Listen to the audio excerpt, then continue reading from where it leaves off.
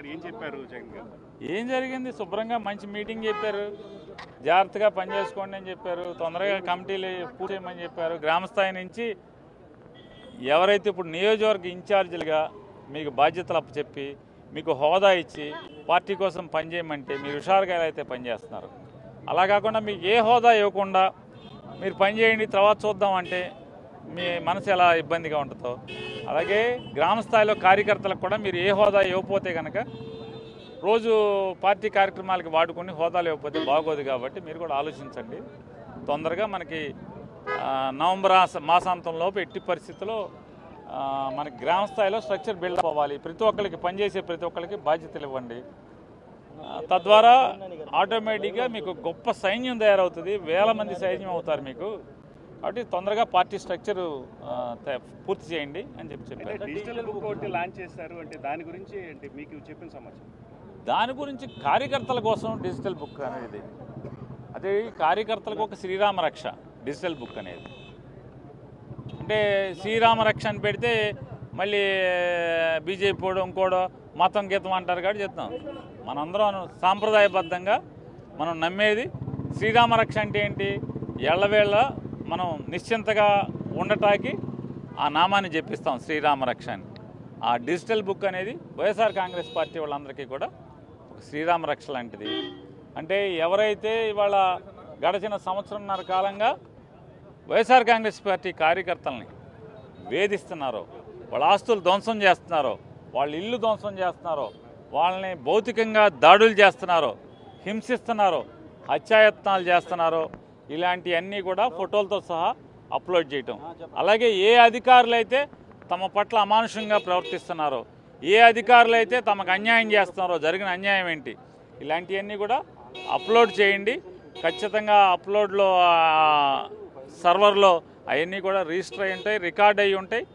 ఖచ్చితంగా చట్టపరంగా ఎక్కడున్నా వారు రిటైర్ అయినా లేదా వారు రిటైర్ అయ్యి వేరే రాష్ట్రాల్లో ఉన్నా లేదా వేరే దేశాల్లో ఉన్నా కూడా చట్టం మేరకు చట్టానికి లోబడి చట్టం చేత వారందరినీ కూడా శిక్షించేలాగా ఏర్పాటు చేసి తద్వారా కార్యకర్తల్లో ఒక సంతోషాన్ని, ఎస్ నాకు న్యాయం జరిగింది, నాకు అన్యాయం చేసిన వాడికి శిక్షించడం ద్వారా నాకు న్యాయం జరిగింది అనేటువంటి సంతోషం లభించేదానికి, న్యాయాన్ని అందజేసేదానికి వారికి తగిన ఏర్పాటు చేయటం అనేది ఈ డిజిటల్ బుక్ అనేటువంటి కార్యకర్తలకు, వైఎస్ఆర్ కాంగ్రెస్ పార్టీ కార్యకర్తలకి శ్రీరామ రక్ష అని చెప్పి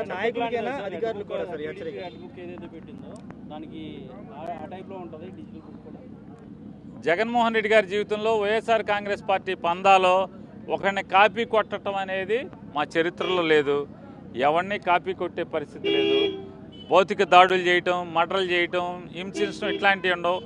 మాదంతా కూడా న్యాయం మేరకు, చట్టం మేరకు ప్రతి ఒక్కరిని కూడా శిక్ష పడేట్టుగా, శిక్ష పొందేట్టుగా, శిక్షార్హుడిని చేసేట్టుగా ఖచ్చితంగా ఆ చట్టం మేరకు ఏదైతే సాక్ష్యాలు మా దగ్గర కార్యకర్తలు ఇస్తున్నారో వారి మేరకు న్యాయస్థానంలో నిలబెట్టడం ఖాయం.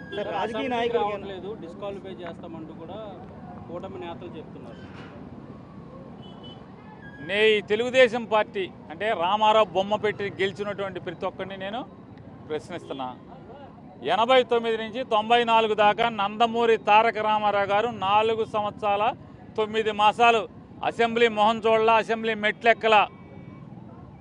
కానీ ఆయన ప్రతిపక్ష హోదా తీసుకున్నాడు, ప్రతిపక్ష నాయకుడు జీతం తీసుకున్నాడు. మరి అటువంటి రామారావు గారి కింద ఆయన బొమ్మ పెట్టుకు మీరు బతుకుతున్నారు కదా, ఆయన బొమ్మ పెట్టుకు మీరు ఓట్లు అడుక్కుంటున్నారు కదా. ఇప్పటికి చంపిన వాళ్ళు కూడా, అంటే ఆయన చావుకు కారణమైన వాళ్ళు కూడా దండలేసి దండాలు ఎడుతున్నారు కదా. 2 సంవత్సరాల పాటు జీతాలు తీసుకుని, ప్రతిపక్ష హోదా తీసుకుని, పిఏల్ని తీసుకుని, అన్నీ తీసుకుని మరి నారా చంద్రబాబు నాయుడు 2 సంవత్సరాల పాటు మానేశాడు కదా. మరి మీకు లేనిది జగన్మోహన్ రెడ్డి గారికి ఏమొచ్చింది తప్పు? అంటే మీరు చేయొచ్చు, జగన్ గారు చేయకూడదా? మీరు చేస్తేనేమో అది పెద్ద గొప్ప కార్యక్రమం, ఘన కార్యక్రమం, దేశాన్ని ఉద్ధరించే కార్యక్రమం. జగన్ గారు చేస్తే అదేదో తలకాయ ఉంచుకునే కార్యక్రమం. సిగ్గుండాలి కదా. సార్ అంటే సార్ మీరు అధికారంలోకి వస్తే రెడ్ బుక్ అంటున్నారు, కానీ డిజిటల్ బుక్ అంటున్నారు, కానీ అధికారంలోకి ఎలా వస్తారని పవన్ కళ్యాణ్ పదే చెప్తున్నారు. మళ్ళీ రానేమని అంటున్నారు. పవన్ కళ్యాణ్ లాంటి వాడే అధికారంలోకి రాగాలేంది. జగన్మోహన్ రెడ్డి 2 సార్లు అధికారం రావడం గొప్ప విషయం ఏంటి? ఇది పూర్తి స్థాయిలో పేరుని అనేది ఇదే చెప్తున్నారు. డిజిటల్ బుక్ అనేది సిద్ధం చేస్తున్నామని చెప్తున్నారు.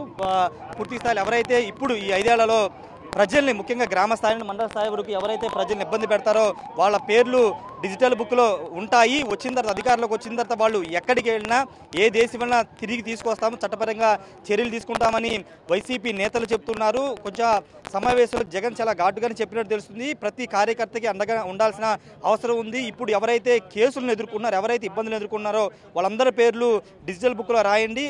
లోకేష్ రెడ్ బుక్తో సంబంధం లేకోకుండా ఒక డిజిటల్ బుక్తో వచ్చే అధికారులకు వచ్చిన తర్వాత వాళ్ళకందరికీ న్యాయం చేద్దామని జగన్ నేతలకు దిశానిర్దేశం చేశారు. అందులో భాగంగానే నవంబర్ లోపు పూర్తి స్థాయిలో గ్రామ కమిటీ అన్ని కూడా సిద్ధం చేయాలని సూచించినట్టు తెలుస్తుంది. ఏదేమన్నప్పటికీ ప్రస్తుతానికైతే వైసీపీ కార్యవర్గ సమావేశం అయితే ముగిసింది. నేతలందరూ కూడా బయటకు వస్తున్న పరిస్థితి.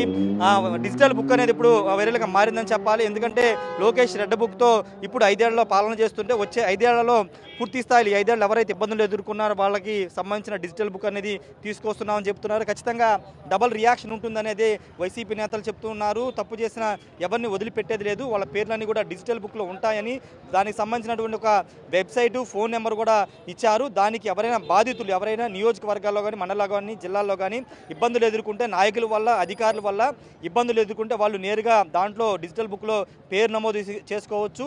వాళ్ళు అధికారంలోకి వచ్చిన తర్వాత వాళ్ళు మర్చిపోయినా, అంటే ఎవరైతే బాధితున్న వాళ్ళు మర్చిపోయినా అక్కడ ఉన్నటువంటి డిజిటల్ బుక్లో పేర్లు ఉంటాయి కాబట్టి ఆ పేర్ల ఆధారంగా వాళ్ళ మీద చర్యలు ఉంటాయని చెప్తున్నారు. ఏదేమన్నప్పటికీ ప్రస్తుతానికైతే జగన్ అయితే కొన్ని కీలక వ్యాఖ్యలు చేశారు. అదేవిధంగా నేతలు కూడా కీలక దిశానిర్దేశం అయితే చేశారు.